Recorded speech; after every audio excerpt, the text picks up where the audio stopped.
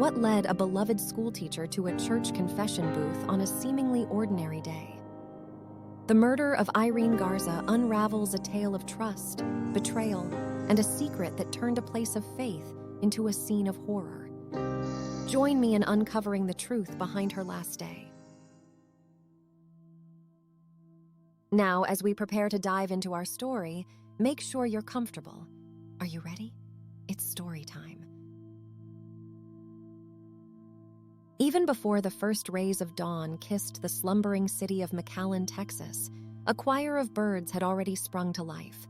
Their song was a harmony of high-pitched warbles, lilting trills, and complex melodies that pierced the stillness of the early morning. Irene Garza awoke to the symphony of chirps, a familiar lullaby that, to her, was more reliable than any old rooster. As she blinked open her eyes, a thin ray of sunlight filtered through the crack in the curtains, casting an amber glow on her eyelids. Her heart, like the city, was still wrapped in the cocoon of slumber, yet the insistent bird song was a clarion call she couldn't ignore. With a soft sigh, she stirred from her bed, the sheets pooling around her like the petals of a blooming rose. Outside her window, the world was bathed in the gentle colors of dawn, the horizon melting from a soft pink to the clear, innocent blue of a new day. The sun hadn't yet begun its reign in the sky, but its golden fingers were already reaching out, brushing against the dark veil of night, coaxing the world awake. And thus began another beautiful day in McAllen, Texas, a day like any other, marked by the choral of the birds and the promise of the dawning sun. Little did she know, this ordinary morning would be the prelude to the final chapter of her life. As the outside world stirred to life, so did Irene within the privacy of her own world. She began her morning rituals, each act performed with an unconscious grace born out of familiarity. She prepared for the day ahead, like a performer readying herself for the grand spectacle that was life. A hint of her signature perfume, a dab of makeup, the choice of a modest dress, all done with a quiet thoughtfulness. As she moved around her cozy kitchen, making coffee and toasting bread, her mind began its own rituals. It embarked on a familiar journey, meandering down the lanes of memory and dipping its toes in the pools of dreams. Every sizzle of the pan, every whiff of the coffee was a sensory trigger, unlocking the treasure troves of her past. She was Irene Garza, the schoolteacher, but she was also the reigning beauty queen of McAllen. The tiara may have been stored away, but the crown still rested on her head, invisible to others, but a sparkling reminder to herself. Amid the simmering coffee and the ticking clock, she revisited her glorious crowning moment, the applause still ringing in her ears, the glint of the crown still gleaming in her eyes. Yet she was not one to rest on past laurels. Her dreams stretched out before her, beyond the horizon of her current life. She dreamed of making an impact, of molding young minds, of making a difference in her quiet corner of the world. She reveled in her dreams, a teacher in the classroom of life, inspiring and motivating, illuminating young minds with the beacon of knowledge. The coffee pot hissed, snapping her back to the present. The past had its charm, the future its allure, but it was the present that demanded her attention. And so, with dreams in her heart and memories in her soul, she embraced the day, a soldier armed with ambition and fortified with hope.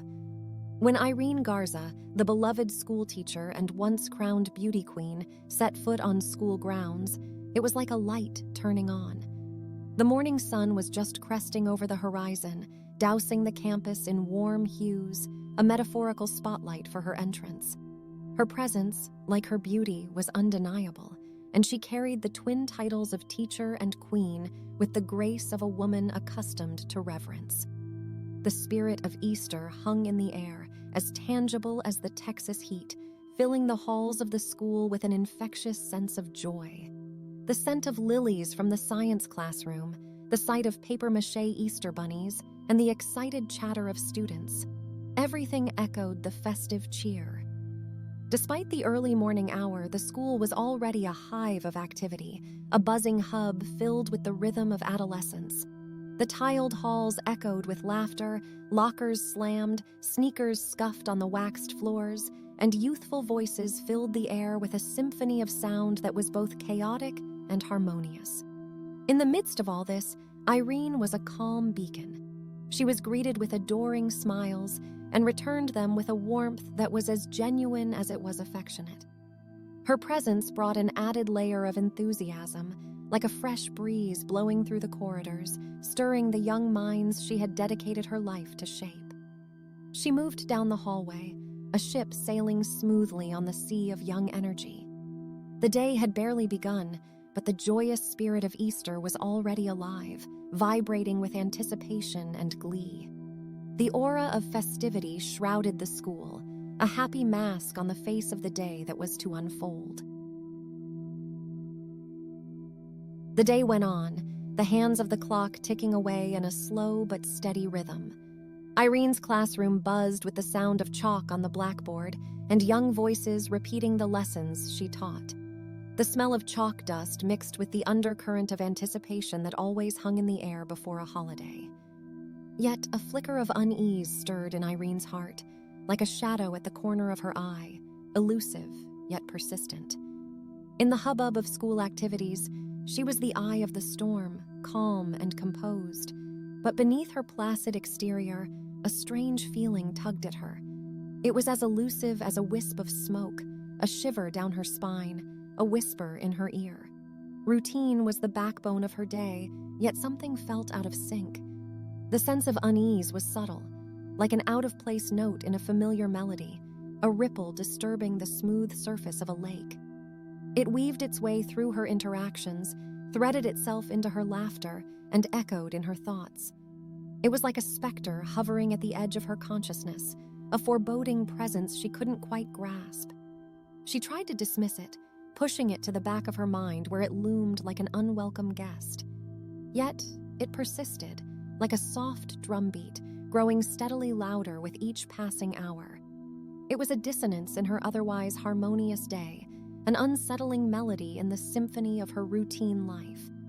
The classes ended, the final bell rang, and the students scampered off, the joy of the upcoming Easter holiday pulsating in their excited chatter.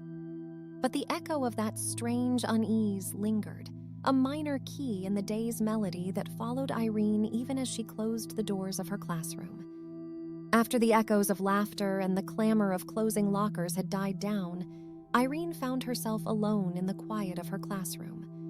The silence seemed to amplify her unease, making it resonate within her, louder than before. Drawn by an inexplicable urge, she decided to seek solace in a place that had always provided her comfort, the Sacred Heart Catholic Church. Her decision, born out of a sense of restlessness, was a natural response.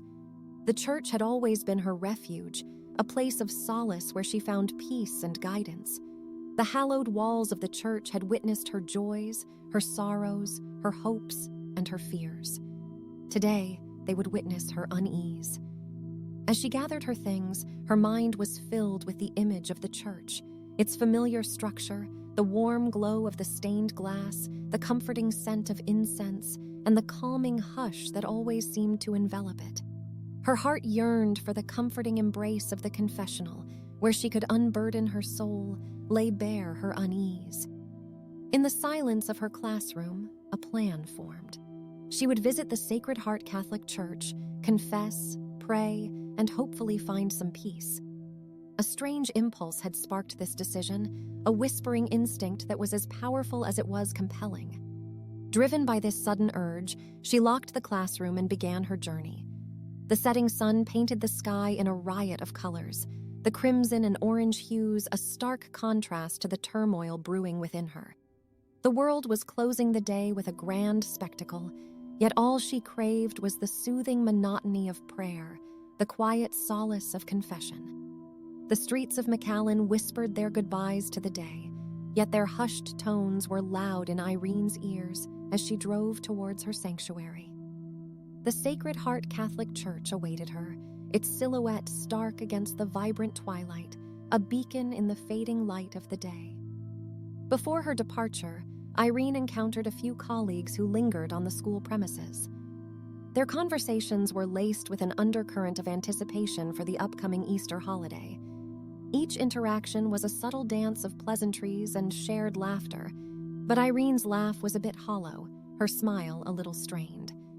One of her close friends, Marianne, a fellow teacher with an observant eye, noticed the faint shadows under Irene's eyes. "You okay, Irene?" she asked, her concern shining clear in her eyes. Irene offered her a tired smile. "Just pre-holiday jitters, Marianne. Just a bit on edge, I suppose." Her friends, accustomed to her usual cheerful demeanor, raised their eyebrows but let it pass. There was something unspoken in Irene's words, something they couldn't quite put a finger on, but they chalked it up to the stress that often accompanied holidays for educators. Another colleague, John, the jovial janitor, stopped her as she walked towards her car. He was a man of few words, but his concern was genuine. "You seem out of sorts, Miss Garza. Everything all right?" She gave him a wistful smile. "Just one of those days, John. Just need a bit of quiet."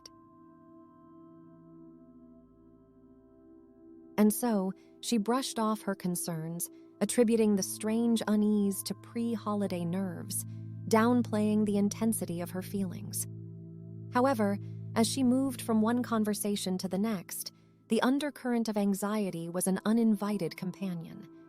Each farewell, each "see you after the holidays," added an extra weight to the dread that she tried to ignore.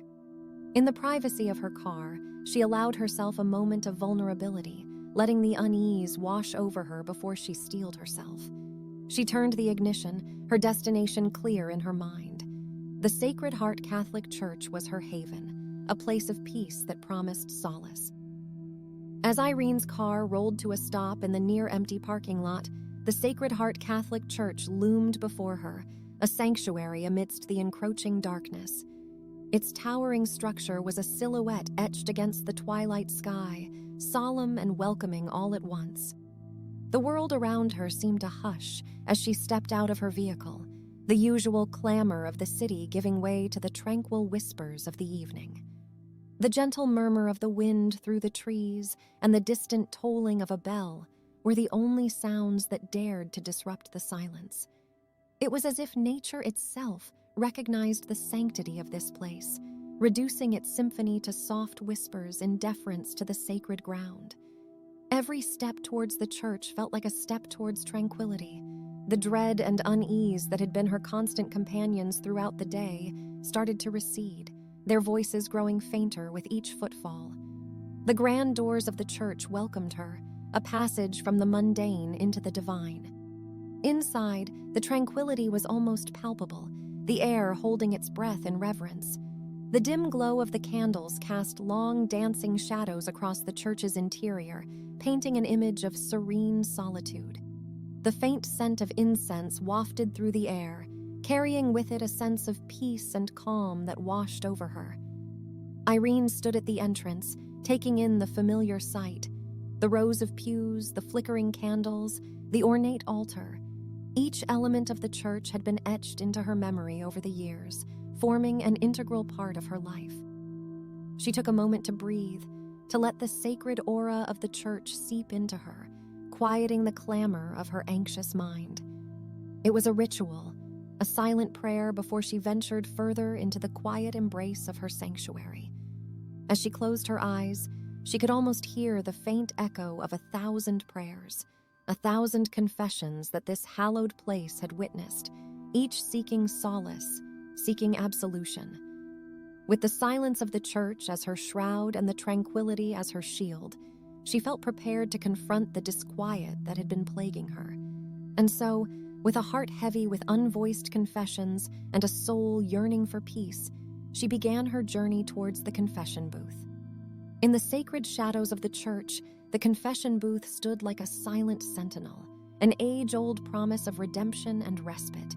It was a space where the burdened came to unburden themselves, where the sins and secrets of many were cloaked in confidentiality and absolution.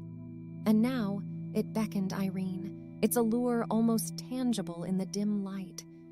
With a deep breath that fluttered with apprehension, Irene moved towards the booth, each footstep echoing against the hallowed silence of the church. The small door creaked open, revealing the confines of the confession booth, a portal from the world of sin to the realm of redemption. As she slid into the dimly lit space, the rough-hewn wood against her back, she saw the silhouette of Father John Fite through the latticed screen that separated them.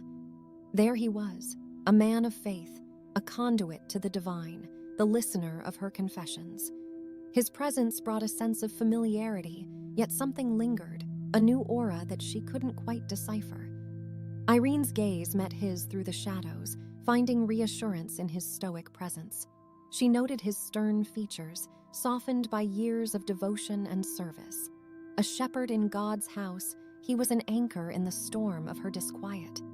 Yet, in the depth of his eyes, there was something unreadable, an odd reflection that gave her pause. Was it merely the flickering light playing tricks on her, or something more? She swallowed the lump of unease that had risen to her throat. This was Father Fite, a man who'd listened to her confessions time and time again, offering solace and guidance. This was her sanctuary, not a place for fear. And so, with another steadying breath, she prepared herself, wrapping her hands around the rosary that dangled from her fingers. "Father, forgive me," she began, her voice a soft whisper in the stillness of the church, a prelude to the confession that awaited. As the echo of her opening statement faded into the shadows, Irene began to share her confessions, each one a tiny weight lifted from her soul. There were no earth-shattering revelations, no heinous sins. Instead, she confessed the minor transgressions of everyday life, the worries that gnawed at her, the guilt of unkind thoughts, and the tiny, mundane sins we all collect as we navigate through life. Her voice filled the booth, a soft murmur that resonated in the quiet church. The words tumbled out in a stream, sometimes stumbling over each other in their rush to be freed. It was a monologue of introspection, a moment of vulnerability in the face of divine judgment. The booth, her confessional sanctuary, seemed to shrink as she laid her soul bare, a sacred space transformed into a sphere of introspection. The air seemed to grow heavier with each confession, imbued with the weight of her words, her worries, her regrets.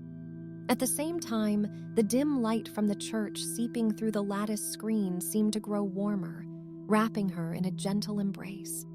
The scent of the old wood mingled with that of the burning incense, enveloping her in an aura of familiarity and peace. This was her tradition, her ritual, her path to catharsis. Listening from the other side, Father Fite's responses were occasional murmurs of acknowledgement, the rustle of his cassock the only other sound.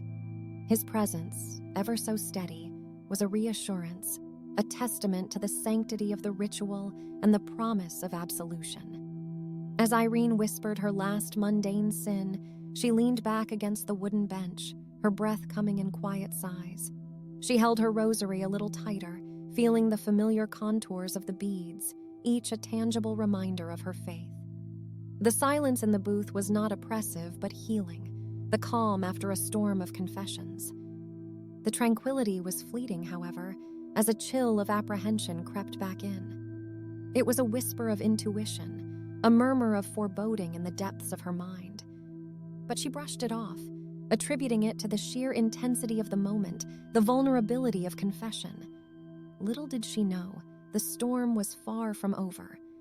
The silence was broken by the rasping sound of Father Fite clearing his throat. His voice, usually soothing in its measured cadence, took on a new, unsettling tone. The quiet of the confession booth seemed to grow dense, as if charged with an electricity that set her nerves on edge. "Tell me, Irene," he began, his words laced with a chilling undertone that prickled against her skin. "Have you ever been tempted? Truly tempted, not by the mundane vices of this world, but by something darker?" The question hung in the air like a veil of smoke, obscuring the safe familiarity of the booth. It was a question that crossed boundaries, morphing from spiritual guidance to a perverse curiosity. A shiver ran down Irene's spine, a creeping sensation of unease that coiled in her stomach. She swallowed, finding her voice. "Father, I don't understand," she stammered, the beads of the rosary digging into the flesh of her palm. Fight leaned in closer, his silhouette darkening through the lattice screen. His tone was more insistent, his questions probing deeper, straying away from the realm of confession into the forbidden. It was no longer about sins or penance. His words were laced with an illicit curiosity, a twisted desire that transcended their roles. Irene's heart pounded in her chest, her breath hitching as each word tumbled out of Father Fight's mouth. His inquiries were intrusive, unsettling, echoing with perverse implications that sent cold dread spiraling through her veins. The sacred space of the confession booth seemed to shift, to warp around her. The air grew denser, harder to breathe.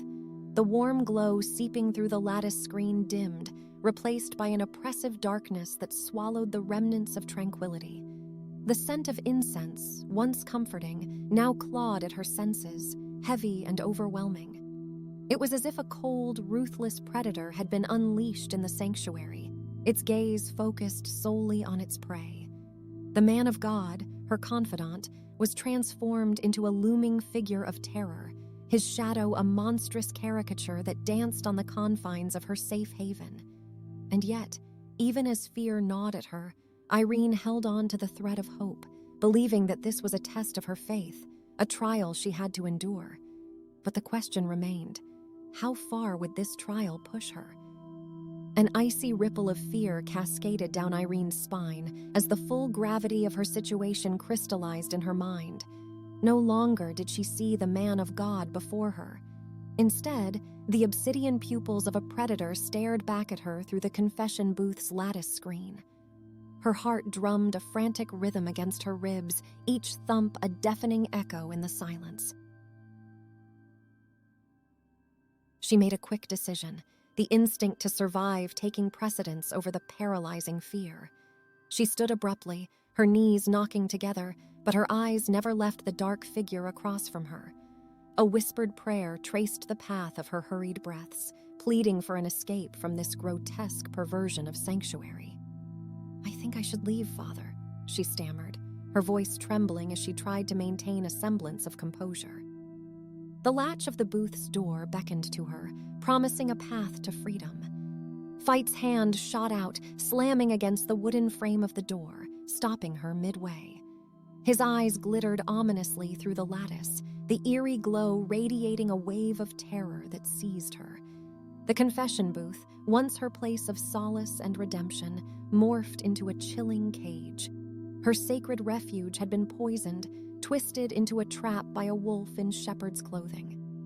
"Not so fast, Irene," he hissed, the perverse delight in his voice cutting through the tense air. "Our session, it's not over yet." The echo of his words ricocheted off the walls of the small booth, each syllable sinking into her skin like icy daggers. She was trapped, the booth suddenly too small, too suffocating. Panic gnawed at the edges of her mind, but she pushed it back, her mind whirling as she searched desperately for a way out. Time seemed to slow, each tick of the clock punctuating her pounding heartbeat. Irene's eyes darted around, from the lattice screen to Fight's shadowy figure, and then to the crucifix hanging above. A silent plea for divine intervention, for strength and courage, slipped past her lips as she girded herself for what was to come. Irene's thoughts were a whirling chaos of terror and determination as the reality of her predicament pressed down on her. Trapped, the confession booth suddenly felt no bigger than a coffin, the hallowed figure of Christ above offering no solace in the face of a monstrous betrayal. In an act of sheer desperation, she launched herself at the door, her elbows striking out with a force born of raw terror. The impact echoed in the confined space, a savage discordance against the holy silence that once filled the room. Fight recoiled, the surprise in his eyes mirroring her own. Yet this momentary triumph was fleeting. Before Irene could make another move, Fight was upon her. His hand curled around her arm in an iron grip, wrenching her back into the enclosed darkness. She fought back with all she had. Her limbs flailed, her nails clawed against the walls of her wooden cage, her screams echoing off the confessional's sturdy frame. Her fear twisted into a savage force, her desperation lending her strength she didn't know she possessed. But Fight was relentless. His determination was fueled by something dark and monstrous, his strength overpowering her with a crushing inevitability. She could see it in his eyes, the intent, the resolve, and something more terrifying, a perverse satisfaction. The struggle was a frenzied blur, a grotesque dance of fear and domination. With each futile attempt at escape, Fight's grip tightened, his resolve hardened. The stale air of the booth was choked with fear and exertion, every gasping breath Irene drew tainted by the metallic taste of dread. The world started to spin, the dim light of the confession booth blurring and swirling until all that was left was a pulsing darkness, underscored by the pounding in her head. Fight's grip was like a vice around her throat, each struggling breath less effective than the last. The final moments of consciousness were filled with a chilling dread, a desperate prayer, and a single, haunting thought. This is not how it should end. And then, everything went black. In the realm of the unconscious, time and space held no meaning. There was no here, no now. Only fragments of sensations punctured the inky void, each one amplified by the absence of the others. The first was the cold. It crept up on her like a specter, curling its icy fingers around her limbs and sinking deep into her bones. It was a cold that did not just chill the skin, but seemed to penetrate her very soul, a dreadful, bone-aching numbness that shrouded her in its grip. The darkness was her universe, but within it were points of blinding pain that pulsed with her heartbeat.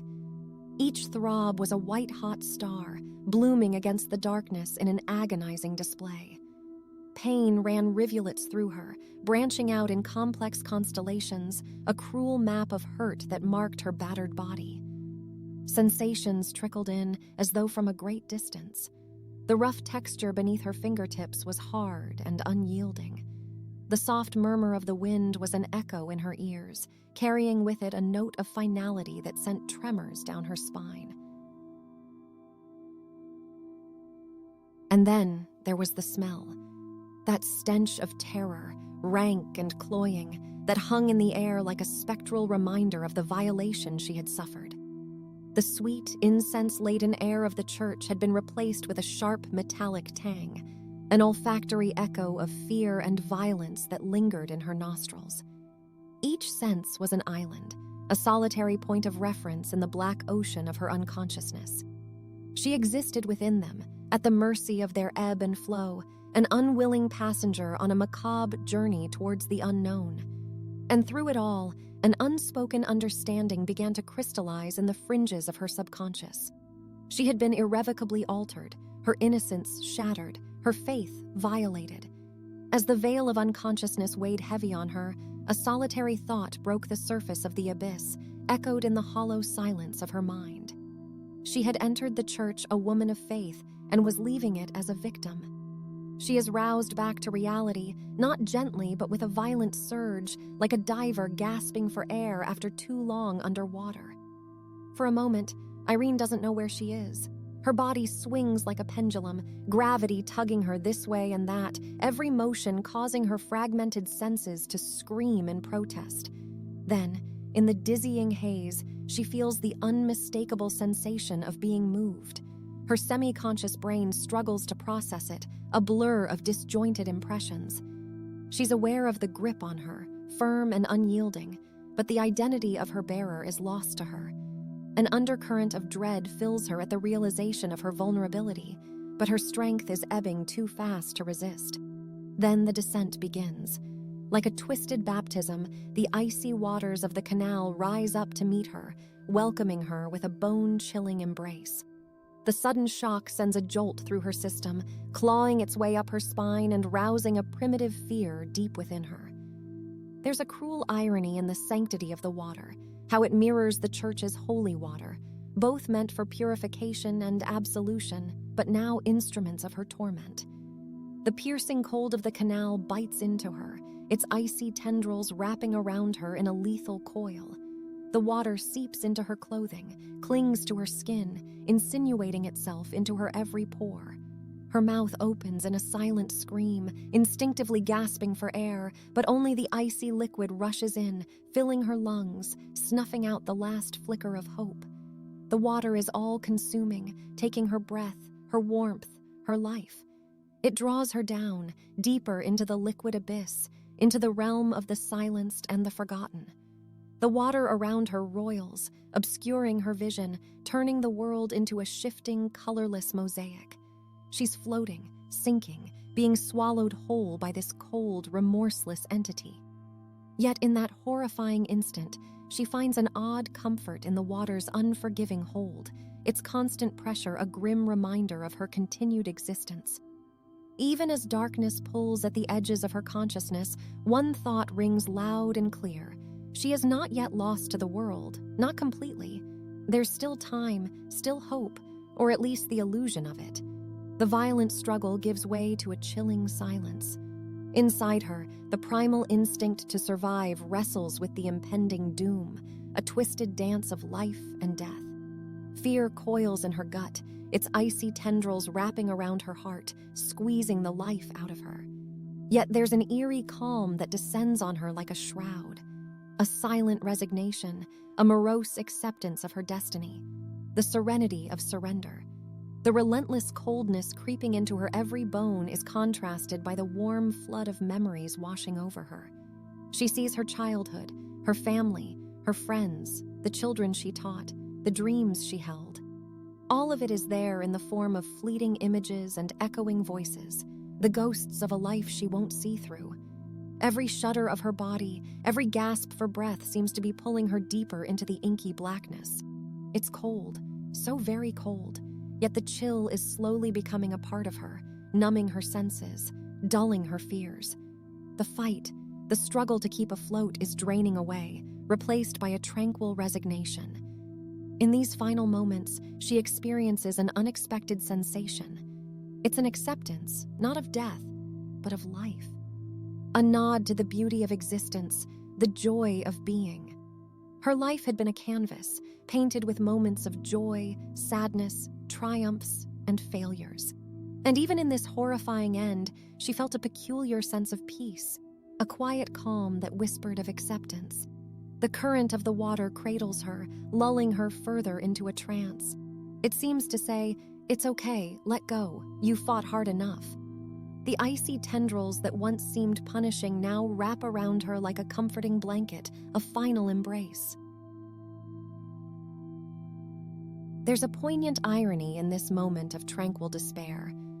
In her struggle for life, Irene has found an understanding of death. It's not the violent, monstrous beast she'd envisioned, but rather a gentle, inevitable darkness. It's the end of the journey, yes, but it's also a part of the journey itself, a chapter every life must pen. Her chest is heavy, her breaths shallow and labored, her heart pounding like a war drum in the chilling silence. Every beat is a countdown, a solemn march towards the inevitable. Yet there is no fear, no regret, just an odd sense of serenity as she succumbs to her fate. In the icy depth of the canal, under the shroud of the night, Irene surrenders, her spirit gently slipping away into the eternal abyss. Irene's eyes flutter open, the darkness giving way to a reel of moments, a cavalcade of memories spinning in a dizzying cascade. She's no longer in the icy grip of the canal, but hovering in the limbo of her life, a spectator to her own history. The first day of school, pigtails bouncing as she hopped off the bus, her mother waving at her from the front porch, a mixture of pride and worry in her eyes. The nervous anticipation of her first beauty pageant, clutching onto the sides of her sparkling dress, the gleaming tiara feeling heavy on her head. The exultation of winning, the sound of applause echoing in her ears, the weight of the crown now light and triumphant. High school graduation, cap in hand, a ticket to a future of endless possibilities. Her first day as a teacher, walking into a classroom filled with eager faces, the hope and potential almost palpable in the air. The satisfaction of a job well done, the joy in the eyes of her students when they finally understood a difficult concept. In this montage of memories, there were also the quiet moments. Shared laughter with friends, stolen kisses under the stars, the comforting hug of her mother, a joke told by her father. An ordinary life, but hers. A life lived fully, every moment a vibrant pixel in the grand mosaic of her existence. Suddenly, a jarring note. The moment she walked into the Sacred Heart Church, an innocuous decision that would morph into a lethal trap. The sinister silhouette of Father Fight in the confession booth, his words twisting into grotesque serpents. The struggle, the chilling touch of the water, the final surrender. And then, just as abruptly as it began, the montage slows to a stop, her life distilled into these precious moments. The glow of memories starts to dim, receding into the distance. Her eyes, now heavy, struggle to keep open. There's a pull, an insistent tug towards an engulfing darkness. Her vision blurs, the edges of her consciousness fraying. The last image is that of her mother's smiling face, a beacon in the encroaching shadow. A final whisper of love, of warmth, before everything slips away. And then there's nothing. Just silence. Everything goes dark. As our story comes to a close, let the lull of this soothing ambiance continue to cradle you further into your journey of calmness and rest. Thank you for allowing me to be a part of your relaxation and sleep routine tonight. Remember, each day brings a new story, and each night brings a fresh chance to regenerate, to dream, and to become more of who you are. Good night, dear listener. Until our next story, sleep well and dream beautifully.